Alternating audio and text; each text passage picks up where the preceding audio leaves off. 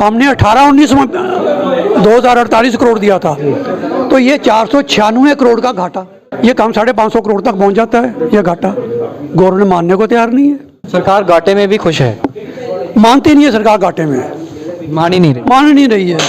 जबकि ये जो आपको डाटा दिया मैंने, ये एक्साइड बांड के पोर्टल के ऊपर है। हमारे टाइम पे जो बोतल बिकती 163 लाख बोतल IMFL अंग्रेजी की बिकी थी, इनकी 129। लेकिन अभी भी कुछ एलिगेशन ये भी लगाया गया कि जो वाइन शॉप जितने लिकर शॉप्स हैं उन पे वाइन भी जो है एक्सेस रेट में बिक रही है, जो रेट है उससे ज़्यादा दे रही है। 246.26 लाख 2021-22 में, ये गवर्नमेंट का डाटा है, ये पोर्टल पे है। पोर्टल पे है। तो 246 लाख को 20 रुपए से जरा मल्टीप्लाई करें, ये 1000 करोड़ से ऊपर जाता है दोनों को मिला के, अंग्रेजी और इसका। 33 लाख बोतल कम बिकी है। हमारे टाइम पे इंक्रीज होती थी, इनके टाइम पे कम कैसे हो गई? इसका मतलब ये है कि शराब नंबर 2 में बिकी है, इन्होंने रखा डोमिसाइल। अब इन्होंने क्या किया, डोमिसाइल किराए पे ले लिए लोगों से, जो गरीब आदमी थे। वो कहता हम 10,000 रुपया 20,000 रुपया महीना दे देंगे आपको। उनके नाम पे लाइसेंस लेके दुकानें खुद चलाई। हमें ये लगता है जो दिल्ली सरकार बैठी है ना, इसके मन में ये कि वहम पैदा हो गया हुआ है कि जम्मू कश्मीर में जितना भी कोई ट्रेड या जो भी कोई है वो कांग्रेस, NC और PDP के लोगों का है, तो इनको बाहर निकालना हमने। न्यू एक्साइज पॉलिसी की बात को लेकर जो है आज प्रेस क्लब में एक प्रेस वार्ता की गई। हमारे साथ कुछ शख्स इनसे बातचीत करते। जी सर, आपका नाम जान सकते हैं? मेरा नाम दिग्विजय सिंह है, फॉर्मर प्रेसिडेंट रहा हूँ मैं इसका, जम्मू एंड एसोसिएशन का। जी, आज सर जो आपने प्रेस कॉन्फ्रेंस करी है, इसका क्या मेन उद्देश्य रहा? देखिए, मेन उद्देश्य हमारा ये था कि जो पुराना सिस्टम था इंडिविजुअल लाइसेंसेस का, जो 228 लाइसेंस थे जिसको कम से कम 200 परिवार चला रहे थे, तो गवर्नमेंट ने इस पॉलिसी को चेंज करके ऑक्शन सिस्टम पे लाया। 200 परिवार जो ट्रेड कर रहा था, आज वो ट्रेड जो है वो चंद हाथों के में चला गया है।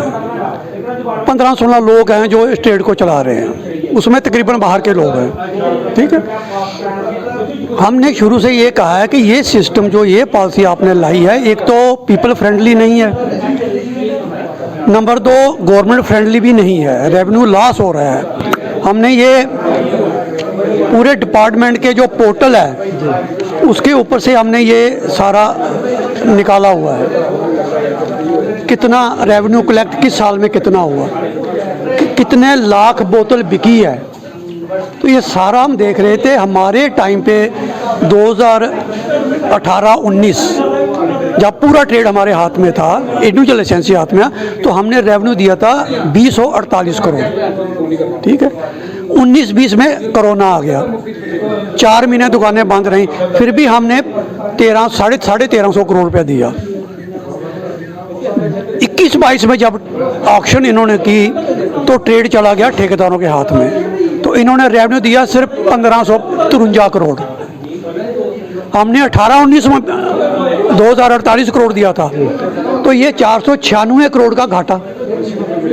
हर साल 5-10% इंक्रीज होता था रेवेन्यू हमारे टाइम पे, ये कम कैसे हो गया? तो 496 करोड़ का अगर घाटा हुआ है तो इसके ऊपर इनकम टैक्स भी तो लगता है ना। 30% इनकम टैक्स लगाए, ये काम 550 करोड़ तक पहुंच जाता है। ये घाटा गवर्नमेंट मानने को तैयार नहीं है। अच्छा, हमारे टाइम पे जो बोतल बिकती 163 लाख बोतल IMFL अंग्रेजी की बिकी थी, इनकी 129। जब हमने ट्रेड छोड़ा तो 163 थी, तो ये जो 33 लाख बोतल कम बिकी है, हमारे टाइम पे इंक्रीज होती थी, इनके टाइम पे कम कैसे हो गई? इसका मतलब ये है कि शराब नंबर 2 में बिकी है। लगता है कि सरकार किसको बेनिफिट देने का प्रयास करी, बाहरी लोगों को? सीधी बात है, अगर 200 जम्मू कश्मीर का परिवार ये कारोबार कर रहा था, एक दुकान के ऊपर कई जगह 2-2 फैमिली भी अपना रोज़गार कमा रही थी, तो चंद लोग के बाहर आगे। पिछली बार यूपी का एक ठेकेदार था, उसने 120 लाइसेंस लिए हुए थे, एक बंदे को एक मतलब इन्होंने रखा डोमिसाइल। अब इन्होंने क्या किया, डोमिसाइल किराए पे ले लिए लोगों से, जो गरीब आदमी थे।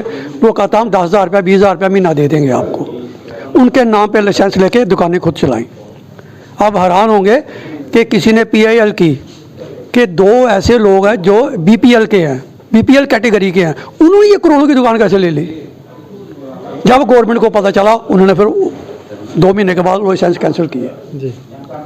तो ये मेरा कहने का मतलब है। आप जब ये न्यू पॉलिसी आई थी उस समय भी आपने एलजी मनोज सिन्हा से बातचीत आप लोगों की हुई थी, आप मेमोरेंडम दिए थे, तो आज तक क्या कुछ निकला उसमें से कुछ? हमें ये लगता है कि गवर्नमेंट नहीं चाहती है कि जम्मू कश्मीर के लोग कोई काम करें।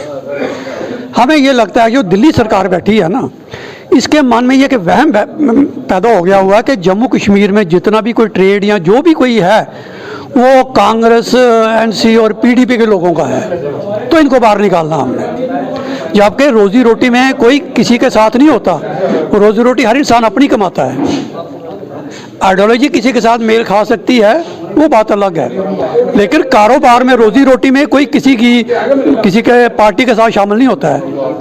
आप सीधी सी बात देखिए ना, अगर आप 228 दुकानें 248 करोड़ दे रही हैं, तो 279 दुकानें 1553 करोड़ दे रही हैं। सरकार घाटे में भी खुश है? मानती नहीं है सरकार घाटे में, मान ही नहीं रही है। जबकि ये जो आपको डाटा दिया मैंने, ये एक्साइड बांड के पोर्टल के ऊपर है।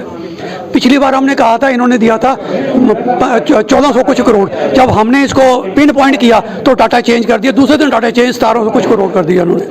लेकिन अभी भी कुछ एलिगेशन ये भी लगाया गया कि जो वाइन शॉप, जितने लिकर शॉप्स हैं, उन पे वाइन भी जो है एक्सेस रेट में बिक रही, जो रेट है उससे ज़्यादा दे रही है।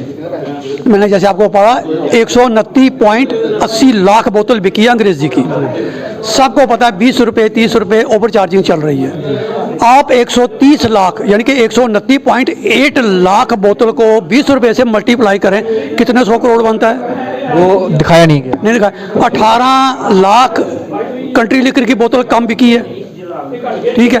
अगर उसका डाटा ले लिया जाए, जो मेरे पास डाटा पड़ा हुआ है कि 246 लाख बोतल बिकी है, 246.26 लाख 2021-22 में, ये गवर्नमेंट का डाटा है, ये पोर्टल पे है। पोर्टल पे है। तो 246 लाख को 20 रुपये से ज़रा मल्टीप्लाई करें, ये 1000 करोड़ से ऊपर जाता है, दोनों को मिला के अंग्रेजी और इसका। अब आप आपके एसोसिएशन की बात करें, क्योंकि अब तो न्यू पॉलिसी इंप्लीमेंट हो चुकी है, लाइसेंस धड़ल्ले से बेचे जा रहे हैं, आज भी 22 दुकानों का नई लाइसेंस दे दी, खोली जा रही हैं, तो आगे लोगों को जो सहूलियत, क्योंकि लिकर जो ट्रेड है, एक तो बिजनेस चल रहा है, एक उसको कंज्यूम कर रहे हैं, दोनों लॉस में जा रहे हैं इस समय, सरकार भी लॉस में जा रही है। उसके बावजूद भी आगे की रूपरेखा क्या रहेगी? सरकार को क्या कहना चाहेंगे? क्या जो पुराने लोग, जो पुराने ट्रेडर्स थे, उनको किस तरीके इस पॉलिसी के अंदर इंक्लूड किया जाए, ताकि वो भी जहाँ बिजनेस कर रहे थे वो भी कर सके, अगर बाहर नहीं कर रहे हैं तो यहाँ भी कर सके, रिजर्वेशन दीजिए जहाँ के लोगों को, तो ऐसी कुछ पॉलिसी फ्रेमवर्क होगी। हमने बार बार गवर्नमेंट से ये रिक्वेस्ट की है, अपना प्रपोजल गवर्नमेंट को दिए हैं। जो यूनियन ऑफ इंडिया की जो होम मिनिस्ट्री की स्टैंडिंग कमेटी है, जिसके चेयरमैन आनंद शर्मा जी हैं, उसके मेंबर आर.के. सिन्हा जी हैं बीजेपी के, उनसे भी जो जम्मू आई थी जब, तो उनसे हमने सारी बात की थी, उनके हम सामने प्रपोजल रखा था। हमने कहा अगर आपने कुछ बाहर के लोगों को लाना है, जो ऑक्शन पॉलिसी देनी है, तो आप ऐसा क्यों नहीं करते, आप अंग्रेजी हमको दे दीजिए और कंट्री लिख लिया ऑक्शन कर दीजिए, हम भी रहेंगे वो भी रहेंगे। पहले 1985-86 से पहले यही होता था। 2085 में इन्होंने ऑक्शन की थी कंट्री लिकर की, अंग्रेजी की नहीं की थी। 2004 में आके ये जो कंट्री लिकर था, ये अंग्रेजी वालों को दे दिया गया बेचने को। हमने कहा आप ये कर सकते हैं, देसी की ऑक्शन कर दो कंट्री लेकर की, बाकी हम पुराने लाइसेंस को रहने दो, उसमें कोई ठेकेदार आना चाहे तो हमें कोई दिक्कत नहीं है। यहाँ कंट्री लेकर हमको दे दो पुराने लाइसेंसियों को, और जो IMFL है अंग्रेजी है, ये वो भी एडजस्ट हो गए, ये भी एडजस्ट हो गए। लगता है कोई उम्मीद जो है, उम्मीद बंधी है आज भी कि कुछ मिलेगा। गवर्नमेंट ने 2 साल हो गया, तीसरा साल शुरू हो गया है, हर बार गवर्नमेंट यही कहती है हम कहीं ना कहीं आपको एडजस्ट करेंगे, कहीं ना कहीं एडजस्ट करेंगे, हुआ आज तक कुछ नहीं। लेकिन आज तक कुछ नहीं किया। अभी 15-20 दिन पहले हमें ये कहा जा रहा था, बीजेपी के लोग भी कह रहे थे नहीं जी आपको कुछ ना कुछ दे रहे हैं, कोई कह रहा था बियर दे रहे हैं, कोई कह रहा नहीं देसी दे रहे हैं, कोई कह रहा है जो लो डिग्री की शराब बन रही है वो आपको पुराने लाइसेंसों को दी जाएगी, लेकिन कुछ नहीं दिया इन्होंने। आज भी आप देखिए, सर्वे कर लीजिए, जो शराब का कारोबार कर रहे थे उनका और कोई कारोबार नहीं था, सर्वे करके देख लीजिए, सब बेरोजगार हो गए। एलजी मनोज सिन्हा का बयान हाल ही में आया था, उन्होंने कहा कि जम्मू कश्मीर के अंदर किसी के साथ भी भेदभाव नहीं होगा, सब एक समान रहेंगे, डेवलपमेंट तो प्रगति जो है वो आसमान छू रही है, और यहाँ पर हमने एक भी जो है वो इलीगल या फिर किसी भी तरीके से ना तो युवाओं को नौकरी या फिर ना बिजनेस जो है वो हमने किसी को देने दिया है। इस स्टेटमेंट को कैसे देखते हैं आपके एसोसिएशन? देखिए, ये तो सिर्फ एक आंखें मूंदने वाली बात है। ये सच्चाई सबके सामने है कि 200 परिवार से कोई चीज़ छीन के चंद परिवारों को दे दी जाए तो इंसाफ कहाँ हुआ, कहाँ इंसाफ हुआ। किसी के पास चीज़ रहे और लोगों को भी उसमें लाया जाए तो बात बनती है। किसी से छीन के किसी को दे दी जाए तो उसको डेवलपमेंट कहेंगे आप। 200 आदमियों से उनकी रोजी रोटी छीन के 15-16 लोगों के हाथ में दे दी जाए तो क्या उसको आप डेवलपमेंट कहेंगे? क्या उसको आप कहेंगे ये रैशनल पॉलिसी है? कोई ऐसा आदमी, कोई थोड़ी सूझबूझ रखने वाला भी ये कहेगा ये गलत हुआ है। चलिए बहुत बहुत शुक्रिया आपका समय देने के लिए, इस खास बातचीत में हिस्सा। Thank you very much. तो आपने देखा जिस तरीके से लिक्वर पॉलिसी की बात करें, जो new liquor policy excise department द्वारा लाई गई थी, उसको लेकर साफ तौर पर रोष आज भी है। 3 साल हालांकि इसे हो चुके हैं इंप्लीमेंट किए हुए, लेकिन आज भी सरकार पर गंभीर आरोप लगाए जा रहे हैं और ये पूछा जा रहा है कि जो रेवेन्यू लॉस हो रहा है इस पर आखिरकार सरकार चुप्पी क्यों साधे हुए है और क्यों हमारे जो ओवर चार्जेस यहाँ पे लोगों से लिए जा रहे हैं उन ओवर चार्जेस पर भी खामोश है। वो रेवेन्यू जा कहाँ रहा है, ना उसका डाटा कहीं पोर्टल पर है, ना जो कहीं हमें लोगों को दिखाया जा रहा है। और जो 200 परिवार जिन्हें बेघर किया गया, जिन्हें उनकी दुकानें उनसे बिजनेस छीन लिया गया, आखिरकार उनके साथ इंसाफ किस दिन होगा? आपको क्या लगता है कि आपको भी शराब जो है बड़े बड़े दामों पर मिल रही है? अगर हाँ तो वीडियो को शेयर करिएगा, कमेंट सेक्शन में जरूर लिखिएगा कि अगर मेरी बात से आप सहमत हैं, इनकी बात से आप सहमत हैं। अरोरा के साथ शुभ लगे बहु एक्सप्रेस के लिए। जय हिंद।